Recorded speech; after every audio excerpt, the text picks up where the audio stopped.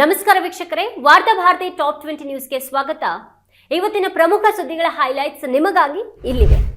ಕೇರಳದ ವಯನಾಡು ಜಿಲ್ಲೆಯ ಮೇಪ್ಪಾಡಿಯಲ್ಲಿ ಸುರಂಗ ರಸ್ತೆ ನಿರ್ಮಾಣದ ಸ್ಥಳದಲ್ಲಿ ಸಂಭವಿಸಿದ ಭೂಕುಸಿತದಲ್ಲಿ ನಾಪತ್ತೆಯಾಗಿರುವ ಐವರಿಗಾಗಿ ಎರಡನೇ ದಿನವೂ ಮುಂದುವರೆದ ಕಾರ್ಯಾಚರಣೆ. ಘಟನೆಯಲ್ಲಿ 3 ಸಾವನ್ನಪ್ಪಿದ್ದು ಅಸಹಜ ಮರಣ ಪ್ರಕರಣ ದಾಖಲಿಸಿಕೊಂಡು ತನಿಖೆ ಆರಂಭಿಸಿದ ಪೊಲೀಸರು.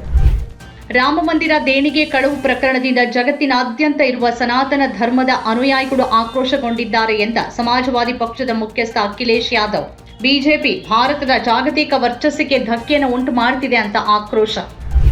ಮಧ್ಯಪ್ರಾಚ್ಯದಲ್ಲಿ ಮತ್ತೆ ಉದ್ವಿಗ್ನತೆ. ಅಮೆರಿಕದ ದಾಳಿಗೆ ಪ್ರತಿಯಾಗಿ ಬಹರೇನ್, ಕುವೈತ್ ಮೇಲೆ ಇರಾನ್ನಿಂದ ದಾಳಿ. ಅಮೆರಿಕದ ಮಿಲಿಟರಿ ನೆಲೆಗಳನ್ನು ಗುರಿಯಾಗಿಸಿಕೊಂಡು ದಾಳಿ ನಡೆಸಿರುವುದಾಗಿ ತಿಳಿಸಿದ ಐಆರ್ಜಿಸಿ.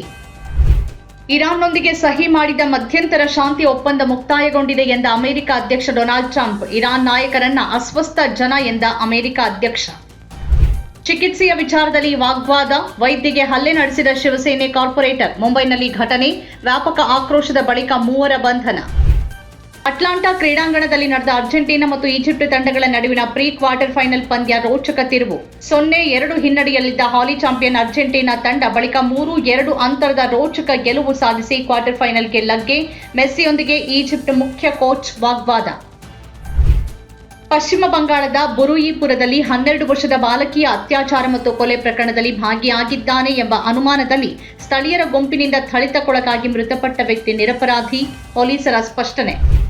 ಫಿಫಾ ವಿಶ್ವಕಪ್ ಪ್ರೀ ಕ್ವಾರ್ಟರ್ ಫೈನಲ್ನಲ್ಲಿ ಹಾಲಿ ಚಾಂಪಿಯನ್ ಅರ್ಜೆಂಟೀನಾ ವಿರುದ್ಧ 3-2 ಗೋಲುಗಳ ಅಂತರದಲ್ಲಿ ಸೋಲಿನ ಬೆನ್ನಲ್ಲೇ ಪಂದ್ಯದ ತೀರ್ಪುಗಾರರು ಲಿಯೋನೆಲ್ ಮೆಸ್ಸಿ ಮತ್ತು ಅರ್ಜೆಂಟೀನಾ ಪರವಾಗಿದ್ದಾರೆ ಅಂತ ಆಕ್ರೋಶ ವ್ಯಕ್ತಪಡಿಸಿದ ಈಜಿಪ್ಟ್ ಮುಖ್ಯ ಕೋಚ್ ಹೊಸಮ್ ಹಸನ್. ಪಶ್ಚಿಮ ಬಂಗಾಳದ ದಕ್ಷಿಣ 24 ಪರಗಣ ಜಿಲ್ಲೆಯ ಬರುಯಿಪುರ್ ಎಂಬಲ್ಲಿ ನಡೆದ 12 ವರ್ಷದ ಬಾಲಕಿಯ ಅತ್ಯಾಚಾರ ಮತ್ತು ಕೊಲೆ ಪ್ರಕರಣ.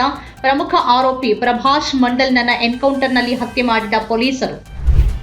E20 ಪೆಟ್ರೋಲ್ ಬಳಕೆಯಿಂದ ಹಾನಿಯಾಗಿರುವ ಒಂದೇ ಒಂದು ಕಾರನ್ನ ತೋರಿಸಿ ಎಥನಾಲ್ ಮಿಶ್ರಿತ ಪೆಟ್ರೋಲ್ ಟೀಕಾಕಾರರಿಗೆ ನಿತಿನ್ ಗಡ್ಕರಿ ಸವಾಲು.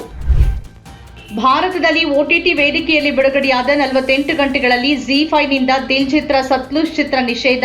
ಪೈರೇಟೆಡ್ ಕಾಪಿಯಲ್ಲಾದ್ರೂ ಸಿನಿಮಾ ನೋಡಿ ಜನರಿಗೆ ಕರೆ ನೀಡಿದ ಅನುರಾಗ್ ಕಶ್ಯಪ್. ಗ್ರಾಮಗಳ ಅಭಿವೃದ್ಧಿ ವಿಚಾರದಲ್ಲಿ ತಾರತಮ್ಯ ಬೇಡ, ಡಿಸಿಎಂ ಡಾಕ್ಟರ್ ಜಿ ಪರಮೇಶ್ವರ್ ಹೇಳಿಕೆ. ತುಮಕೂರಿನಲ್ಲಿ ಗ್ರಾಮ ಪಂಚಾಯಿತಿ ಆಡಳಿತಾಧಿಕಾರಿಗಳು ಮತ್ತು PDOಗಳಿಗೆ ಕಾರ್ಯಾಗಾರ. ಹಾಸನ ನಗರದ ಕಸ್ತೂರ್ಬಾ ರಸ್ತೆಯ ಸಿಟಿ ಬಸ್ ನಿಲ್ದಾಣದ ಹಿಂಭಾಗದಲ್ಲಿರುವ ಸುಪ್ರಿಯಾ ಬಾರ್ ಅಂಡ್ ರೆಸ್ಟೋರೆಂಟ್ನಲ್ಲಿ ವಿದ್ಯುತ್ ಶಾರ್ಟ್ ಸರ್ಕ್ಯೂಟ್ನಿಂದ ಬೆಂಕಿ. ಅಗ್ನಿಶಾಮಕ ಮತ್ತು ತುರ್ತು ಸೇವೆಗಳ ಸಿಬ್ಬಂದಿಯಿಂದ ಕಾರ್ಯಾಚರಣೆ. ಸಮಗ್ರ ಮತದಾರರ ಪಟ್ಟಿ ಪರಿಷ್ಕರಣೆ. ದಕ್ಷಿಣ ಕನ್ನಡ ಜಿಲ್ಲೆಯಲ್ಲಿ ಪ್ರಾಮಾಣಿಕವಾಗಿ, ಪಕ್ಷಾತೀತವಾಗಿ ನಡೆದು ಯಾವೊಬ್ಬ ಅರ್ಹ ಮತದಾರರು ಪಟ್ಟಿಯಿಂದ ಬಿಟ್ಟು ಹೋಗದಿರುವ ನಿಟ್ಟಿನಲ್ಲಿ ನಡೀಬೇಕು ಎಂದ ಮಾಜಿ ಸಚಿವ ಮತ್ತು ಕಾಂಗ್ರೆಸ್ನ ಹಿರಿಯ ಮುಖಂಡ ರಮಾನಾಥ್ ರೈ. 30 ವರ್ಷಗಳಲ್ಲಿ ಸರಿಸುಮಾರು 3,000 ಕೋಟಿಗೂ ಅಧಿಕ ಲಂಚ ಪಡೆದ ಮಾಜಿ ಅಧಿಕಾರಿಯೊಬ್ಬರಿಗೆ ಮರಣದಂಡನೆ ಶಿಕ್ಷೆ ವಿಧಿಸಿದ ಚೀನಾದ ನ್ಯಾಯಾಲಯ. ಆದಾಯ ಮೀರಿ ಆಸ್ತಿ ಗಳಿಕೆ ಆರೋಪದ ಹಿನ್ನೆಲೆಯಲ್ಲಿ ಜೆಸ್ಕಾಂ ಸಹಾಯಕ ಕಾರ್ಯನಿರ್ವಾಹಕ ಎಂಜಿನಿಯರ್ ಅಮೃತ್ ರಾವ್ ಯಲಾಲ್ರ ಮನೆ, ಕಚೇರಿ ಮತ್ತು ಅವರಿಗೆ ಸಂಬಂಧಪಟ್ಟ ವಿವಿಧ ಸ್ಥಳಗಳ ಮೇಲೆ ಏಕಕಾಲದಲ್ಲಿ ದಾಳಿ ನಡೆಸಿದ ಕರ್ನಾಟಕ ಲೋಕಾಯುಕ್ತ ಅಧಿಕಾರಿಗಳು. SIR ಕರ್ತವ್ಯಕ್ಕೆ ತೆರಳಿದ ದಲಿತ ಸಮುದಾಯಕ್ಕೆ ಸೇರಿದ BLOರನ್ನ ಜಾತಿ ನಿಂದನೆ ಮಾಡಿ ಅಪಮಾನಿಸಿರುವ ಘಟನೆ. ಈ ಬಗ್ಗೆ ಸಂತ್ರಸ್ತೆ ನೀಡಿರುವ ದೂರಿನಂತೆ ವೇಣೂರು ಪೊಲೀಸ್ ಠಾಣೆಯಲ್ಲಿ ಪ್ರಕರಣ ದಾಖಲು. ಬೆಳ್ತಂಗಡಿಯ ಶಿರ್ಲಾಲು ಗ್ರಾಮದ ಪಲ್ಲದೋಡಿ ಎಂಬಲ್ಲಿ ನಡೆದ ಘಟನೆ.